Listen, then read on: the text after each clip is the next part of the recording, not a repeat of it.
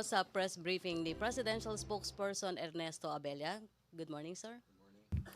I'd like to begin by reading a press release from the Government Peace Panel representative.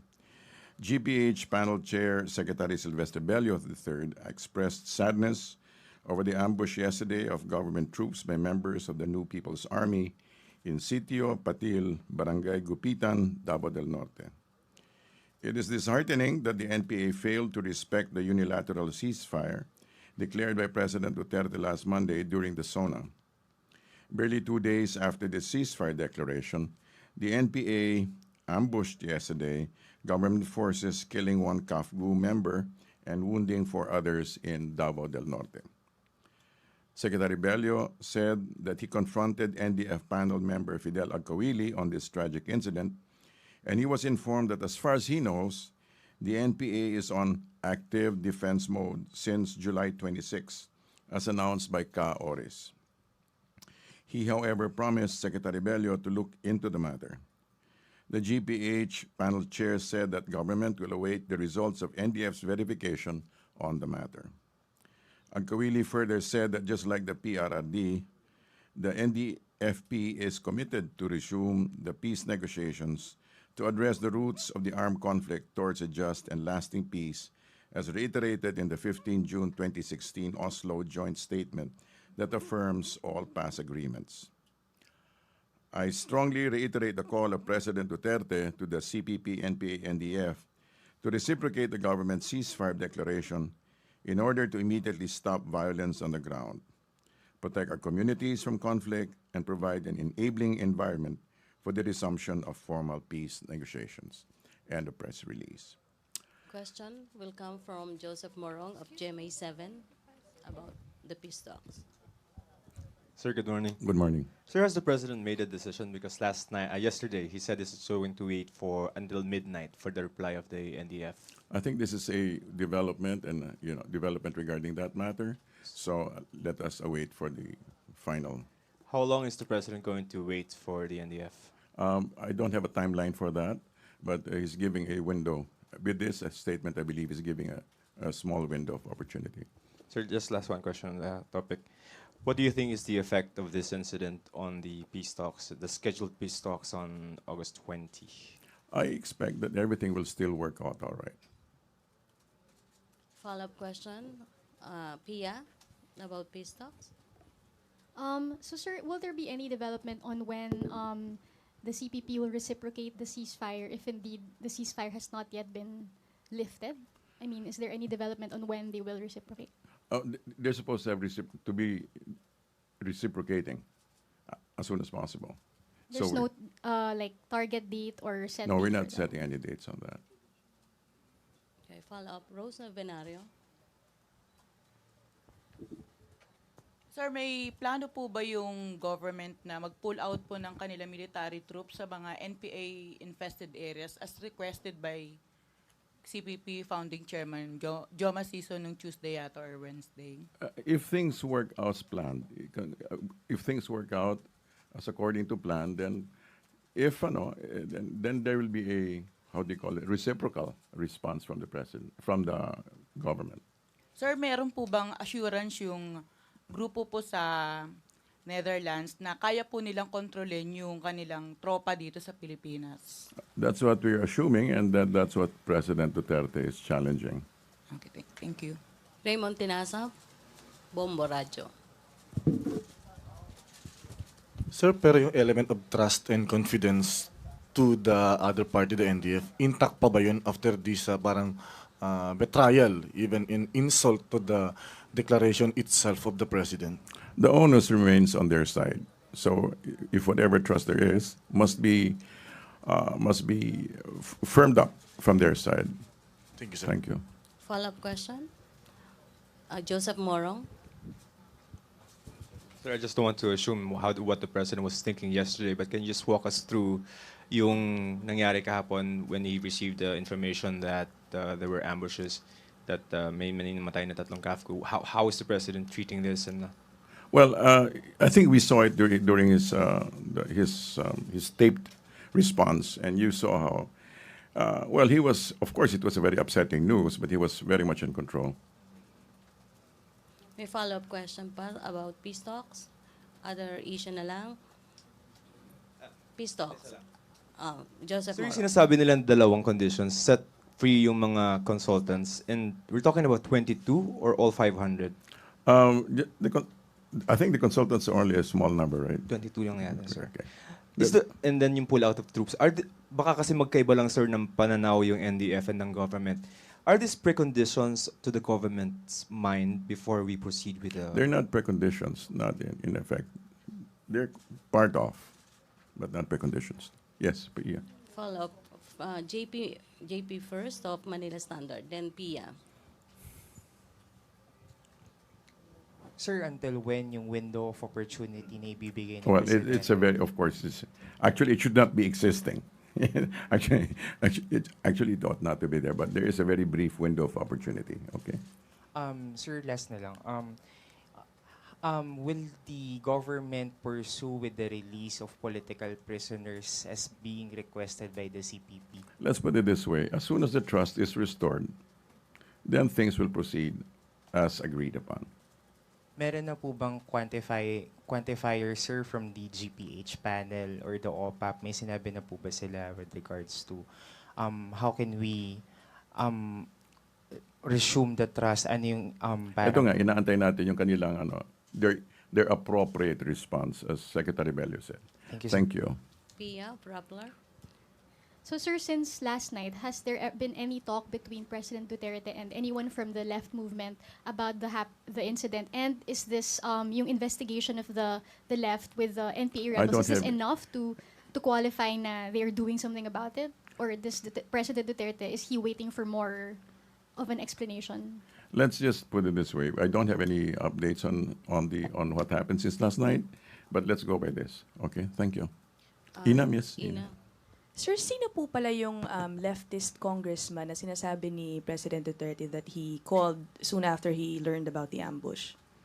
I'm not familiar with the actual Okay. person. Yeah. Sir, and knowing the President, do you think, kasi last night he was firm that Yes. if you do not give me an explanation by tonight, he will possibly suspend the ceasefire, basically.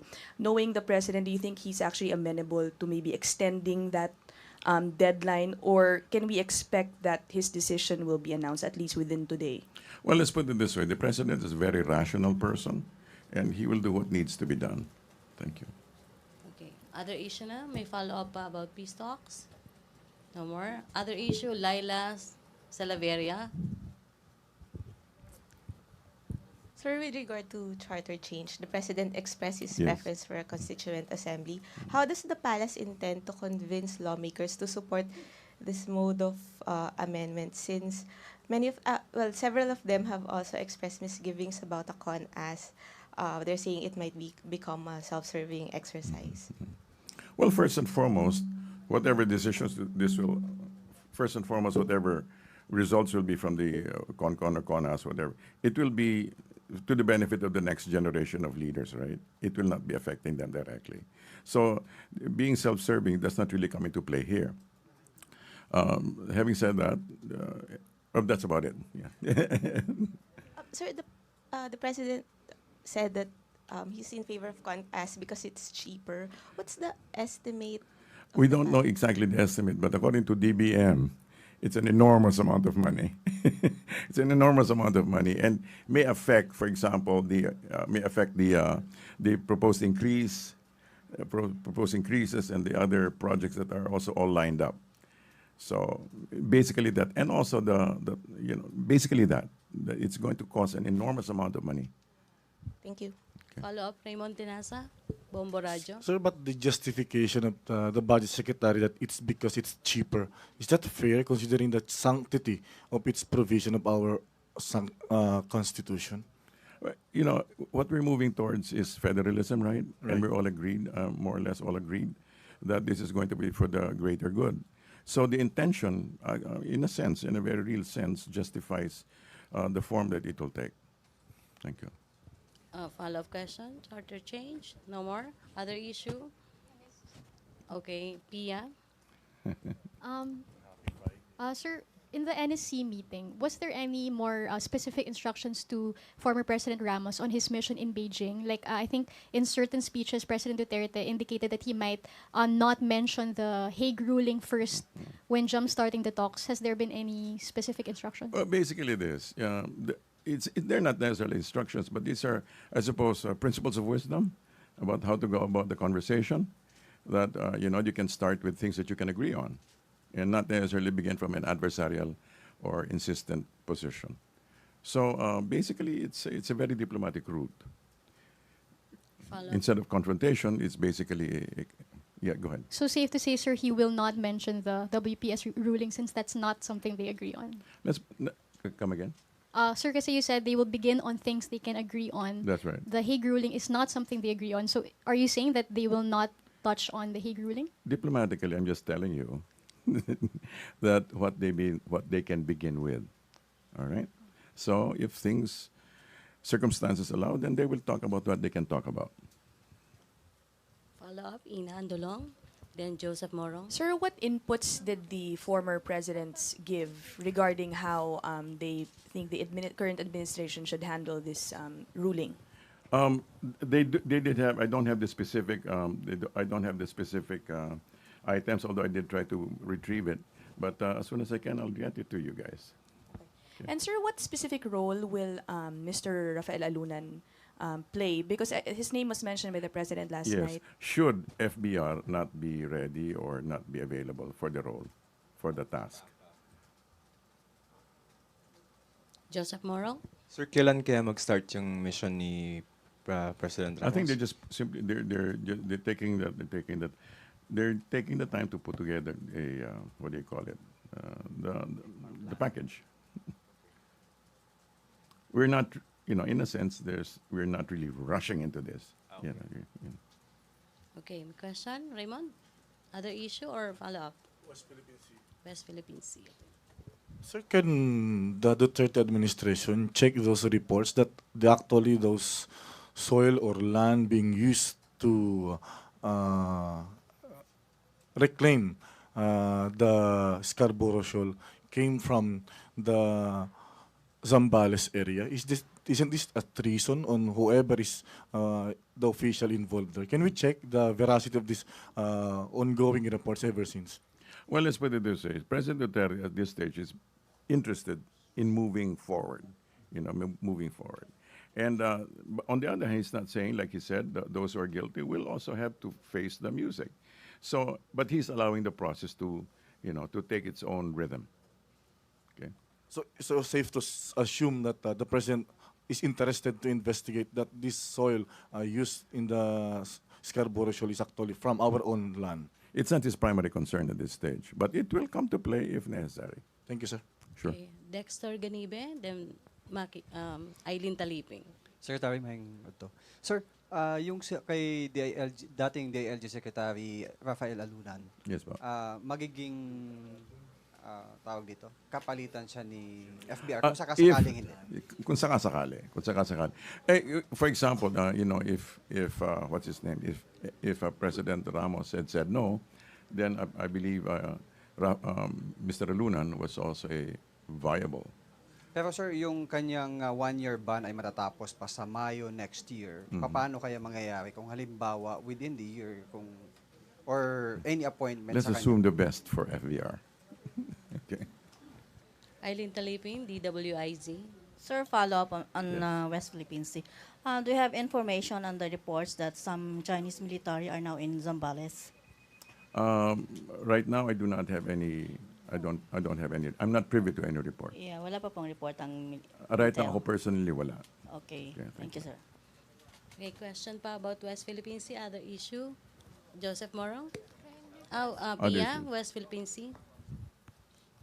Sir, yesterday, President Duterte said that President Arroyo advised caution while President Estrada advised restraint. Could you just give a more elaborate or more elaboration on what they recommended exactly, what they meant by restraint and caution? Basically, those are synonyms, right? They're all coming from the same spot. They're all coming from the same place of approaching diplomatically. You know, not in other words, this still goes. This does not run counter to what President Duterte said. We will, although we won the arbitration, we will not flaunt it. You know, so we're still. In other words, we're still. Yes, our position is basically that we stand on the ruling. However, we will proceed diplomatically. Okay.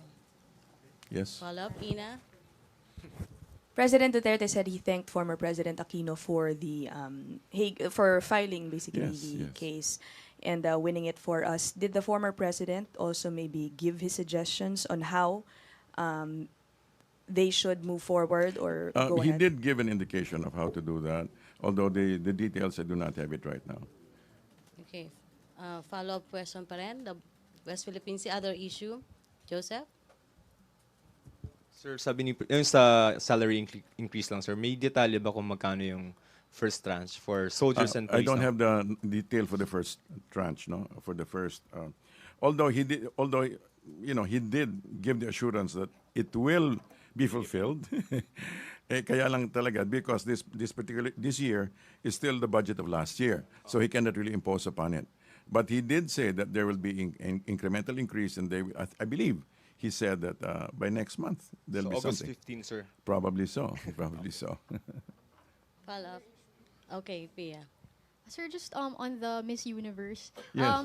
just want to clarify because there have been conflicting reports nga saying that Duterte rejected it and then also that it's going to push through. Can you just clarify what exactly he meant? No, basically, when it was first broached to the president, I think he said it's going to be magasto, no? His impression was it's going to be very expensive, apparently to the tune of 11 million US dollars. That was his assumption, but I think he has been assured this time that the Philippine government will not be giving out quote unquote single centavo, except of course in terms of services, in terms of protection, in terms of security, but not in actual cash out. Sir, because the last time we hosted Miss Universe, the nag-default, the government ended up paying for parts of it. Is he not fearing this scenario? Well, if he's assured that it's going to be coming from another sector, mainly private, then there's no need to fear. Okay. Raymond Tinasa? Microphone, please. Thank you, Joseph. Just to clarify, kasi I remember the former President Aquino signed an executive order implementing the supposed salary standardization law for the year 2016. So nandito na sa 2016 budget yung first tranche. So hindi ba ito, iba ba yan, yung ibibigay na increase doon sa mga soldiers? I don't know about the technicality of it, but basically the president simply standing on his word that he will make sure that those who work their part will also be rewarded amply. Thank you, sir. Thank you. Thank you. Question? Other Other topics. issue. Okay. Sir, Other may info tayo tungkol sa power situation sa Luzon kasi for the past couple of days, I think yellow and naging red na yata ngayon. About the water levels, Hindi sir, power po. the power. Electricity. I'm not privy to that. I'm not privy. Sir, Yes. Chona, you? Sir, saan kukunin yung budget sa salary increase? Kasi sinasabi ng Pangulo na wala namang budget. Yung inabutan na lang yung 2016 budget. Hindi sa walang budget, pero in other words, walang budget to sufficiently cover yung But there are sources of income Like? to which I am not privy. Okay. Questions? Okay na ang Malacanang press corps? It's Friday. Huh? Okay, I think okay na ang MPC. Thank you, Secretary Thank God Abella. it's Friday. All right, see you guys. Okay, thank you, Secretary Abella. Thank you, Malacanang press corps. Back to our main studio sa Radyo ng Bayan at PTV News.